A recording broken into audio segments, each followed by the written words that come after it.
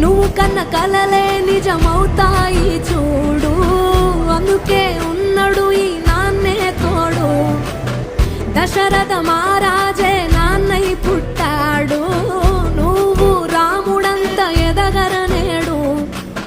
చరితలు ఎన్నడు చూడని మమతల గూడే వీధిరో, సంపద అంటే ఏదో కాదురో, ఇంతకు మించి అది